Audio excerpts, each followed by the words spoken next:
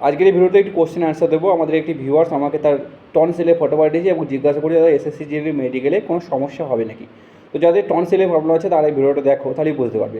দেখো, টনসিল মানে 3 প্রকারের টনসিলের প্রবলেম হয়ে থাকে। একটা হলো নর্মাল, একদম হালকা ফুলে ফুলে থাকে লাল কালারের।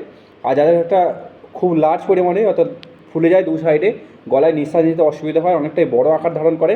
আর তৃতীয় হচ্ছে যে টনসিলে স্টোন চলে আসে। এই 3 রকম কন্ডিশন থাকে। তবে এসএসসি জিডির মেডিকেল বা অন্যান্য ফোর্সের মেডিকেলে এই টনসিলটাকে অ্যাকসেপ্টেবল, অর্থাৎ টনসিল অ্যাকসেপ্টেবল, কিন্তু টনসিলের কন্ডিশন অনুযায়ী তোমার অ্যাকসেপ্টেবল।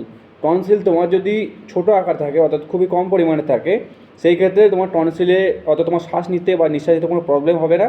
এবং যাদের বড় আকার অর্থাৎ বড় টনসিল আছে, শ্বাসনালী যেটা আছে সেটা খুবই ছোটো হয়ে যায় এই টনসিলের জন্যে, এবং নিঃশ্বাস নিতে প্রবলেম হয়, বারংবার সর্দি কাশি হয়, গলা ব্যথা করে, সেই ক্ষেত্রে এই টনসিলের প্রবলেম তোমাদের হবে। এবং টনসিল স্টোন থাকলেও তোমাদের কিন্তু মেডিকেলে প্রবলেম, রিমেডিকেল বা মেডিকেল থেকে আনফিট হওয়ার সম্ভাবনা কিন্তু থাকবে।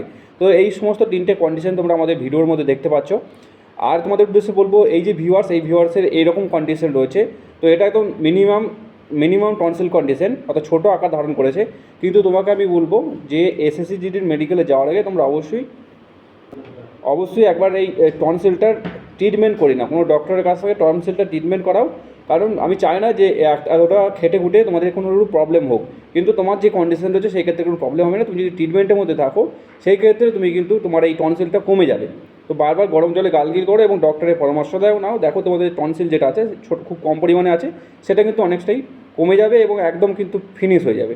তো এই ছিল আপডেট। এরকমই কোনো সমস্যা থাকলে তোমরা আমাদের যে ফেসবুক পেজ আছে সেখানেও তোমরা আমাকে ফটো পাঠাতে পারো। এছাড়াও তোমাদের হোয়াটসঅ্যাপ গ্রুপ আছে, সেখানেও ফটো পাঠাতে পারো।